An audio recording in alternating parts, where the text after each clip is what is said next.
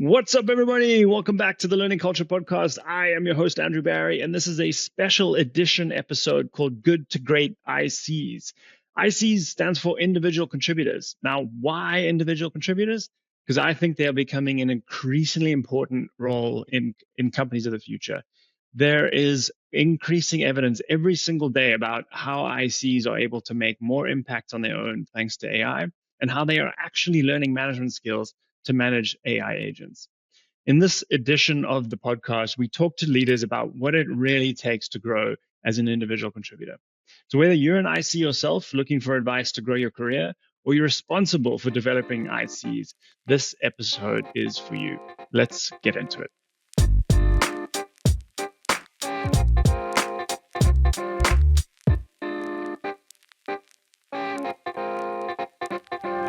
Liz, welcome to the show.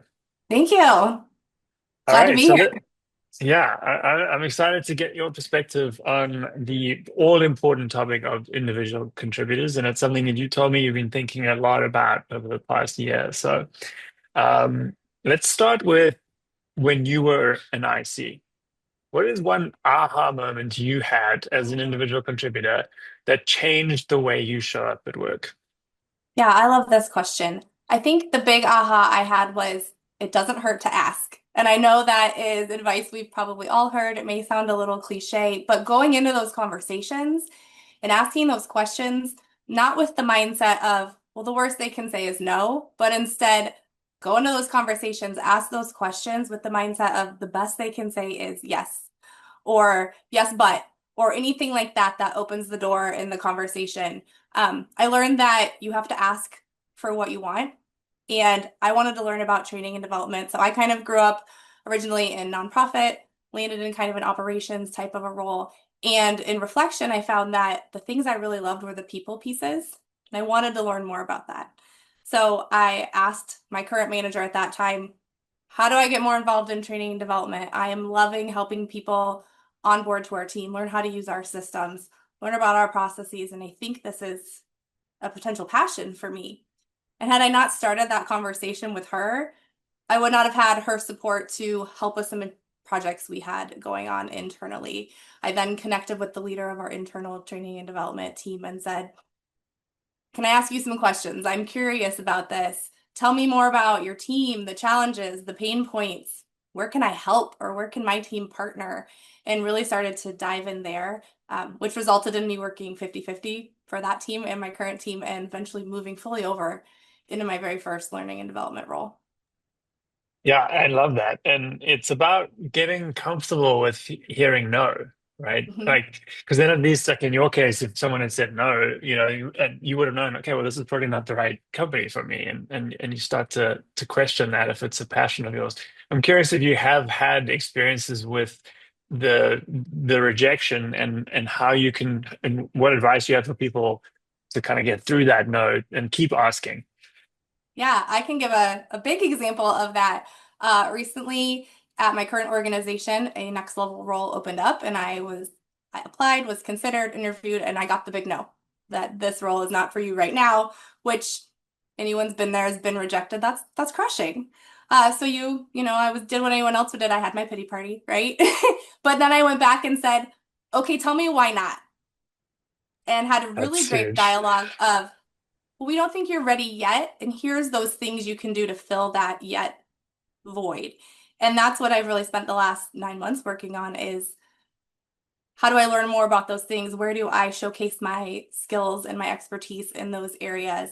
And how do I kind of carve out that space for myself so when the next role is available, I am ready and I can share those successes in that next interview process.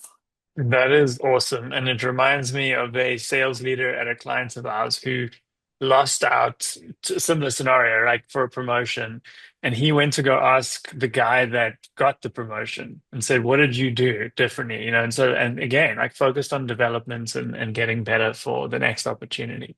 So I love that. Okay, so if you could go back to a younger Liz as an individual contributor, what would you whisper in her ear as advice? I thought pretty long about this question. If I could go back to young Liz and whisper something to her, I would whisper, no one is going to do it for you. And I think a lot of us have, maybe from our nature or our nurture, been brought up to think we just have to work really hard. We show up as the best team member. We say yes to the extra things, whether that's a working group, a committee, whatever that might be. And they'll see how good I am. And I'll get the next step, the next thing, the next opportunity based on that. But unfortunately, that's not really how it works.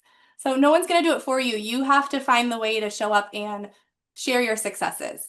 Talk about the impact and the value of the work that you're doing, and find those ways to showcase your value and tell that story, whether that's of your career or the current project that you're working on, in a way that not only advocates for you, but also differentiates you from the others that are around you. And then that starts to spread. It's like the good rumor mill, the good Yeah, gossip. that's great.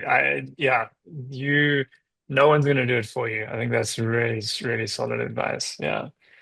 Okay, so last question. When you're now in talent development, and when you spot a high potential IC today, what is the first thing you do to help them develop? Yeah, I think the first thing I do is try to help them understand the bigger picture and understanding how it all fits together. It's really Mm, easy to get into our day to day, whether that's the work we do, the processes we're a part of, the team we're a part of, and sometimes forget to lift our head up above that and look across the organization or across the customer or whatever makes sense for you. But by doing that, it does a couple of things for those individual contributors. It helps them create connections with others across the company. It helps them appreciate the different initiatives that are going on and potentially the other challenges happening in different areas. And it gives them a viewpoint or a perspective of how does their work potentially help with those initiatives, or where may it also be hindering? And they can start to have those conversations to expand their network, build those relationships. And it also helps to create internal advocates for them. When someone says, "Oh, I know so and so over there. He asks really good questions. He's curious. He has great ideas about this." And it not only helps them, grow that network and start to build relationships with others across the company, but it helps them identify additional places to grow or additional ways to expand their career portfolio when you kind of come up above yourself and look broadly across. yeah, that is, you mentioned network a few times, and that's another point that I hear consistently, like how, and know from my own experience, how valuable building a network is. And I think what you're getting at in that advice in that initiating of the career development path is do it before you need those people. Go and build relationships broadly across the org. And yeah, I think that's fantastic advice. Yeah, and when you come at it from that place of curiosity, I've never found Oh, someone who didn't want to talk to me about it, right? yeah, They are willing to share what they're working on, because you're coming from curiosity and not from any sort of judgment or with yeah. any sort of agenda.